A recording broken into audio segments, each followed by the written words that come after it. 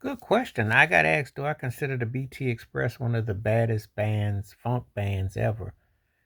Yeah, they were able to incorporate funk, disco, and pop. Oh, they came out hard. Do it till you satisfied. I mean, they've been sampled and looped and covered like about who's who.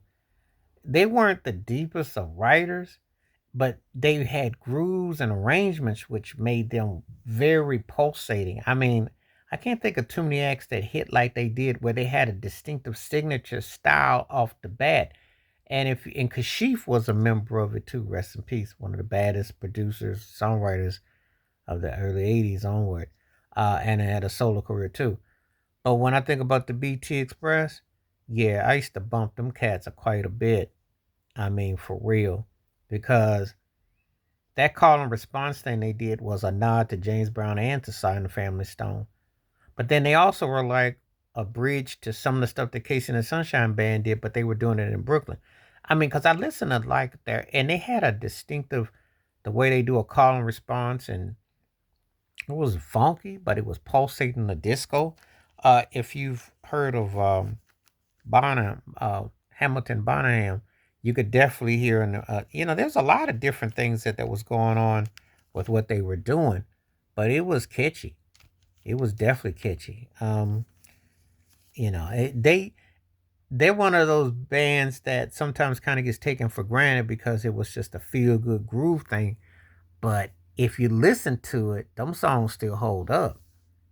You know, I mean, I can't begin to tell you how the drums have been used to do it till you're satisfied, and just the tone and the phrase.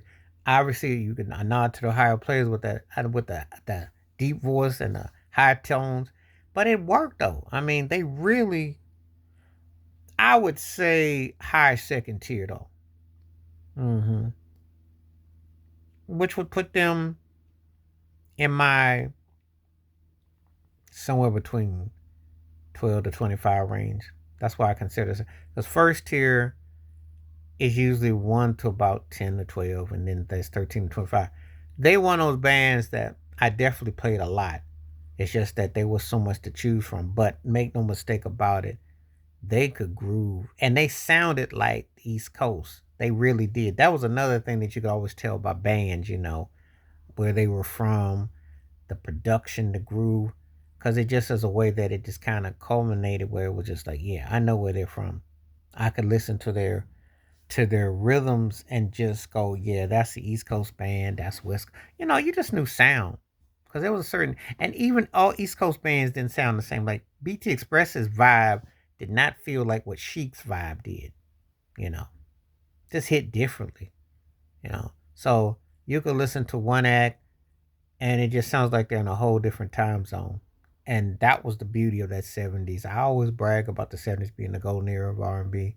I'm gonna always say that. I can't think of another era that can rival in totality, because the creativity, the craftsmanship, it's something about that era that they just got it right, and they hit it in a way where you had to battle and you had to be prepared and you had to do your homework and your due diligence because it was not messing around. They was bringing it. So, um, but the BT Express, was thinking about their debut album.